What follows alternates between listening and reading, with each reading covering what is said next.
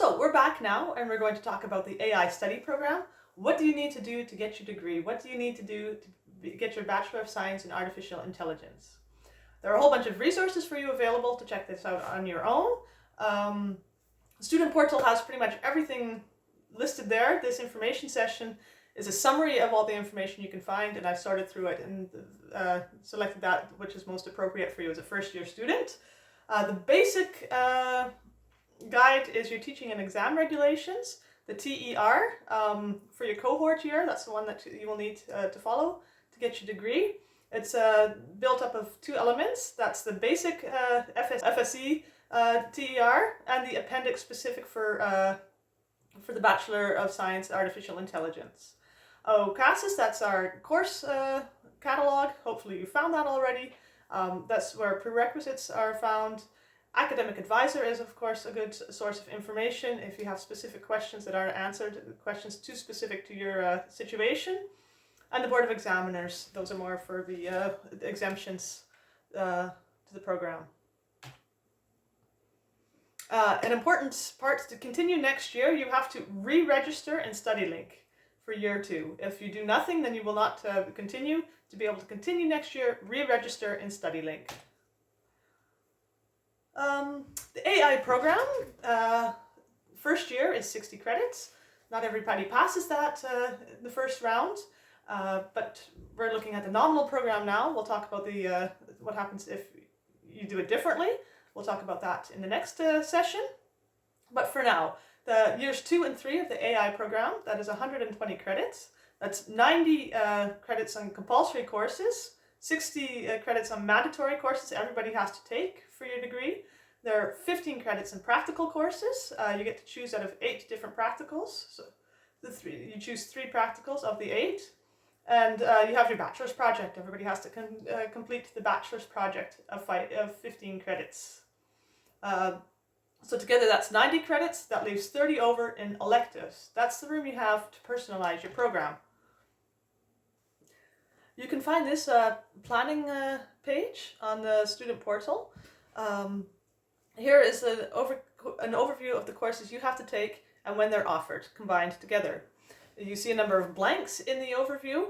That doesn't mean you have nothing to do. That means you have to fill those in with an elective or a practical. Otherwise you won't complete the entire program. You see in the second semester of your second year, that's the first chance you have to deviate from the standard program and choose an elective or a practical.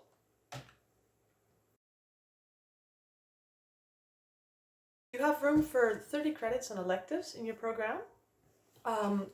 There will be an information session on choosing electives in November next year before you actually have to take them. As I said, in semester 2 is when you get to have to choose your first electives and practicals. Information on that will be, an information session will be held in November. What kind of electives can you take?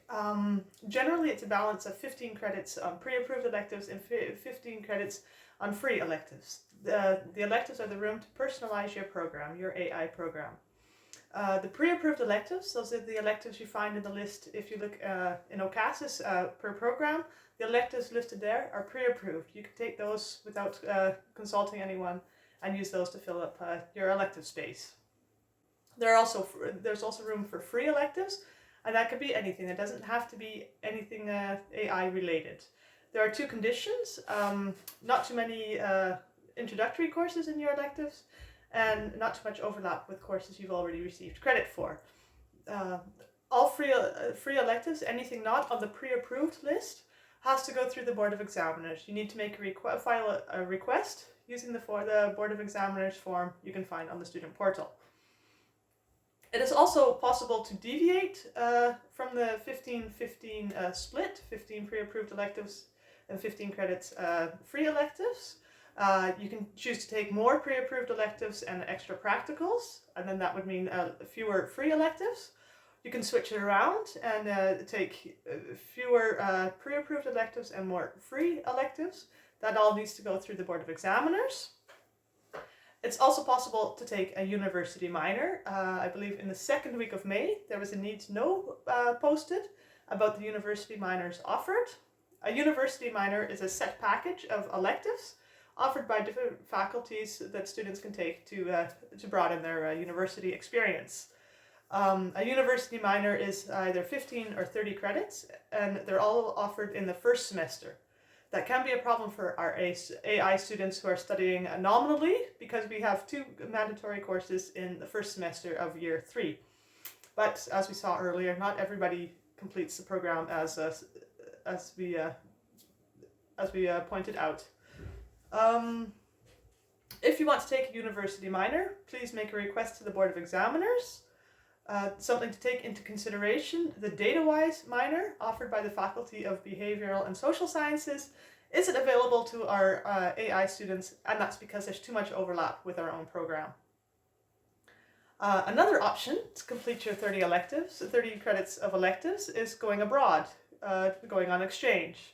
Again, you run into the problem that there are 2 mandatory courses in the 3rd year of our AI program. But there are possibilities to get around that. You can do the exchange in the first semester of your 3rd year and then push the mandatory courses down to your 4th year. Then you have the option of then doing your bachelor's project in the 2nd semester of your 3rd year, or you can move that also to the 1st semester of your 4th year. This is the case for the university minor as well, if you want to keep that up and not go above the 15 credit course load per block. What do you need to take your courses? If they're not pre-approved, make requests to the Board of Examiners to bring them into your program. Enroll in time.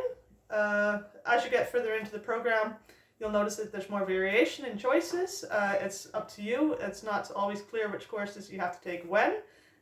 Take that into consideration. Look at prerequisites for courses you want to take. Be aware that there are capacity limits on some courses. So that's why it's important to sign up on time. For the Faculty of Science and Engineering, that means 4 weeks prior to the start of the block. We will be using new course codes coming academic year. And coming back to the capacity issues, there's a protocol being set up for how to get students into the different courses. Students who need a particular course will have higher priority. But that does mean for capacity courses that you will have to sign up for the course at least 6 weeks prior to the start of the course. And they will be getting stricter. If you sign up for a course and don't attend, then it'll be harder to get into a capacity course later in your program. If you need to de-enroll for a course, do that. You can do that in progress up to 2 weeks after the start of the course. And after that, it's not possible anymore, or only by a request to the Board of Examiners. Please be aware, especially with electives, not all courses you take will be within the AI program from your 2nd year on. Course codes, you can see where they're from on the course codes. PSB is the Psychology Bachelor courses. If you would like to enroll in one of those courses, you can do that through this email address. That's not through Progress. The Faculty of Arts courses start with LIX. You can register for those courses through Progress, and there are also philosophy courses that you could be taking. Please be aware that the enrollment deadlines can vary per faculty. Up till now, you've been, at least in your 1st year, you can just look in Progress, the courses offered, those are the ones you need to take every block. That is not the case for your 2nd year onward, as there's more differentiation. So don't only look at Progress to determine which courses you'll be taking. Other things to take into consideration when looking at electives, that's not an issue right now, but to start thinking about. What do you want to do after you've completed your bachelor? We have masters at the University of Groningen, the Artificial Intelligence Master and Human Communication Master. You can enroll in those without any problems with the standard bachelor program at AI.